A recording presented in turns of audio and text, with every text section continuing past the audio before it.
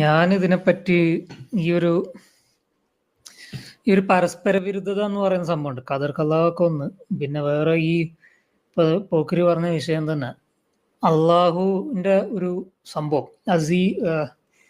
അസീസ് അൽ ജബ്ബാർ മുത്തക്കബ്ബിർ എന്നൊക്കെ പറയുമ്പോൾ ഗാംഭീര്യമുടവൻ, എല്ലാത്തിനും കഴിവുള്ളവൻ. പിന്നെ അള്ളാഹു സമദ് കുഫുവൻ അഹദ്, അവന് തുല്യരായ ആരുമില്ല. അള്ളാഹു സമദ്, അവൻ നിരാശ്രയനാണ് എന്ന് പറയുന്ന സംഭവങ്ങൾ, ഓംനിപൊട്ടൻസിനെയാണ് അത് ഉദ്ദേശിക്കുന്നത്. പിന്നെ ഖുറാനിൽ കുറെ സൂക്തങ്ങളുണ്ട്.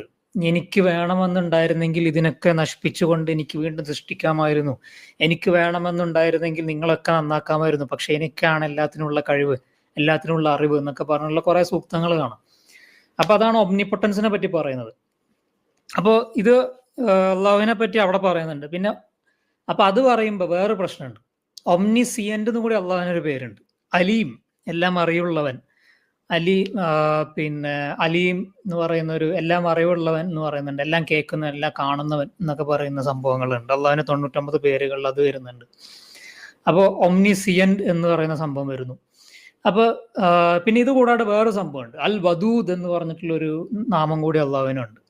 പിന്നെ അതിരറ്റ് സ്നേഹമുള്ളവൻ, റഹ്മാൻ റഹീം, പരമകാരുണികൻ, കരുണാനിധി എന്നൊക്കെ പറഞ്ഞിട്ടുള്ള സംഭവങ്ങളുണ്ട്. ഈ പരമകാരുണികന്റെ അർത്ഥം കാക്കമാരെന്നെ പറയുന്ന എല്ലാവരോടും കരുണ കാണിക്കുന്നവൻ എന്നുള്ളതാണ്. അപ്പോൾ ഈ 3 അള്ളാഹുവിന്റെ പേരുകളും യോജിച്ചു പോകുന്നതല്ല, ദേ ആർ സെൽഫ് കോൺട്രഡിക്ടറി എന്നുള്ളതാണ് അള്ളാഹുവിന്റെ കേസിൽ. കാരണം അള്ളാഹു എന്ന് പറയുന്ന സംഭവം, അള്ളാഹു ഒംനിപൊട്ടന്റ് ആണെന്നുണ്ടെങ്കിൽ, എല്ലാത്തിനും കഴിവുള്ളവനാണെന്നുണ്ടെങ്കിൽ, മുസ്ലിങ്ങളുടെ ഉള്ളിൽ തന്നെ നടക്കുന്ന എത്ര മുസ്ലിങ്ങൾ ഈ പറഞ്ഞ പോലെ ഈ കസിൻ മാരേജ് കാരണം എത്ര പേര് പിന്നെ ഇൻബ്രീഡിങ് ഡിപ്രഷൻ വന്നിട്ട് പ്രശ്നങ്ങളിലൂടെ കടന്നു പോകുന്നു. എത്ര മന്ദബുദ്ധികളായിട്ടുള്ള കുട്ടികൾ, അതായത് ഫിസിക്കലി ഹാൻഡിക്യാപ്റ്റുള്ള, മെന്റലി ഹാൻഡിക്യാപ്റ്റുള്ള കുട്ടികൾ ഉണ്ടായി വരുന്നു. ഇതൊന്നും അള്ളാഹു തടയുന്നില്ല. അഥവാ മുസ്ലിങ്ങളെ ഇഷ്ടപ്പെടുന്ന ആളാണെന്നുണ്ടെങ്കിൽ അത് മുസ്ലിങ്ങളുടെ ഉള്ളിലെങ്കിൽ അള്ളാഹു തടയണ്ടേ. പക്ഷെ ഹിന്ദുസിന്റെ ഉള്ളിലും ക്രിസ്ത്യാനിയുടെ ഉള്ളിലും പിന്നെ അള്ളാഹുവിന് ഇഷ്ടമില്ലാത്തവരാണ്. അപ്പൊ അത് അവിടെ അള്ളാഹു വിടും. പക്ഷെ എന്നാ പിന്നെ മുസ്ലിങ്ങളെങ്കിലും കാക്കണ്ട്. പിന്നെ ഇനിയിപ്പോ ഇസ്രായേൽ ഹമാസ് വാറിൽ ഹമാസ് അള്ളാഹുവിന്റെ സ്വന്തം ആൾക്കാരാണ്. അപ്പോൾ എന്തുകൊണ്ട് ഇസ്രായേൽ ജയിച്ചു? ഒംനിപൊട്ടൻസിനുള്ള പ്രശ്നമാണ് ഇവിടെയൊക്കെ ഉള്ളത്. അതേമാതിരി കുരിശുദ്ധത്തിന് ശേഷം യൂറോപ്പിൽ നടന്നിട്ടുള്ള ഓട്ടോമൻ എംപയറും യൂറോപ്പും തമ്മിലുള്ള യുദ്ധത്തിൽ പോളണ്ടുകാർ ജയിക്കുന്നു. അങ്ങനെ വേറെ പലരും ജയിച്ചിട്ടാണ് ഇസ്ലാമിന്റെ അടുത്ത് നിന്ന് യൂറോപ്പ് പിടിച്ചെടുക്കുന്നത്, സ്പെയിനൊക്കെ ക്രിസ്ത്യാനികൾ. അപ്പോൾ ആ യുദ്ധത്തിലൊക്കെ ഇസ്ലാം തോൽക്കുകയാണ്. അപ്പോൾ ഈ ഒംനിപൊട്ടൻസ് അവിടെ പൊളിയാണ്. ഇനിയിപ്പോ വേറെ പ്രശ്നം എന്താ വെച്ച് കഴിഞ്ഞാൽ, ഇനി ഒംനിപൊട്ടന്റ് ആണെന്നുണ്ടെങ്കിൽ അപ്പോൾ അടുത്ത അറിവ് വരികയാണ്, ഒംനിസിയന്റ്, എല്ലാം അറിവുള്ളവൻ എന്നുള്ള സംഭവം വരികയാണ്. ഇപ്പൊ ഈ അറിവുള്ളവനാണെന്നുണ്ടെന്നുണ്ടെങ്കിൽ അപ്പൊ അള്ളാഹുവിനെ അറിയേണ്ടതല്ലേ? ഇപ്പൊ ഈ കുരിശു ഈ ജൂതന്മാര് ഇപ്പൊ ഹമാസ് ഇപ്പൊ പറയണത്, ഞങ്ങൾ ഇസ്രായേലിൽ ഇപ്പോൾ ഒരു യുദ്ധം ചെയ്ത് ഇസ്രായേൽ ഇത്രയും തിരിച്ചടിക്കാൻ പാടില്ല ഞങ്ങളെ ഒന്നും എന്ന് പറഞ്ഞാൽ കരയണത് ഇപ്പൊ കാക്കാമാരും ലെഫ്റ്റുകളും. അപ്പോൾ ഞാൻ ചോദിക്കണത്, അള്ളാഹുവിന്റെ ആൾക്കാരാണ് ഇവരായിരുന്നെന്നുണ്ടെങ്കിൽ ഇവരെ കൊണ്ട് ഇത് അള്ളാഹു ചെയ്യിക്കുമായിരുന്നോ? കാരണം ഇത്ര അധികം തിരിച്ചടി കിട്ടിയിട്ട് കരയുന്ന ഒരവസ്ഥ വരുമായിരുന്നോ എന്നുള്ളതാണ് നമുക്കൊരു ചോദ്യം. ഇതേപോലെ യൂറോപ്പില് ഇസ്ലാം പിടിച്ചടക്കി വാണിരുന്ന സ്ഥലമായിരുന്നു സ്പെയിൻ.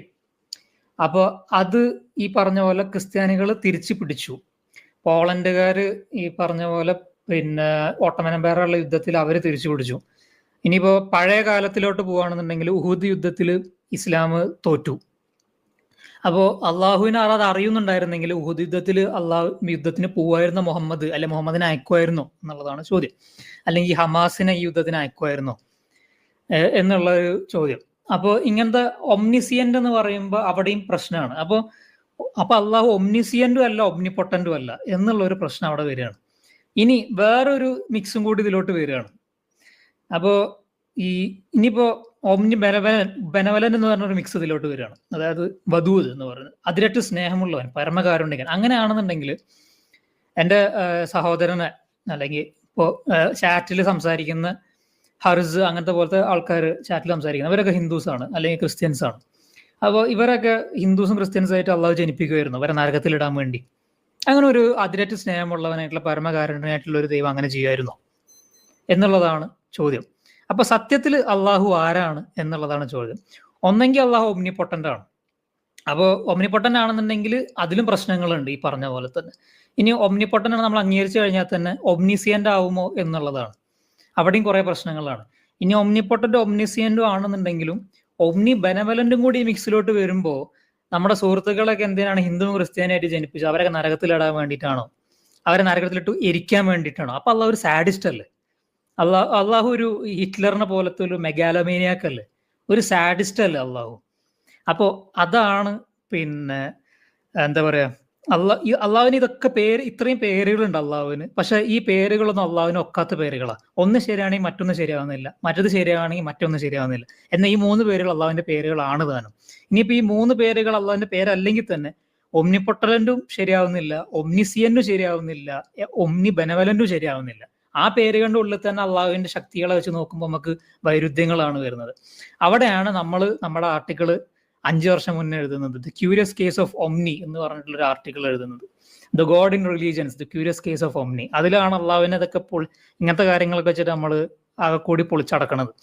എന്നിട്ട് അവസാനം ഹിന്ദുയിസത്തിനൊക്കെ അനലൈസ് ചെയ്യുന്നു, ക്രിസ്ത്യാനിറ്റിനെ അനലൈസ് ചെയ്യുന്നു, അവസാനം ദൈവമില്ലാത്ത മതമാണ് നല്ലത് എന്നുള്ളൊരു തിരിച്ചറിവിലോട്ട് എത്തുകയാണ് മതം ഉണ്ടാവുകയാണെന്നുണ്ടെങ്കിൽ. അങ്ങനെയാണ് എൻ്റെ ഒരു കാഴ്ചപ്പാട് ഈ ഒരു വിഷയത്തിൽ.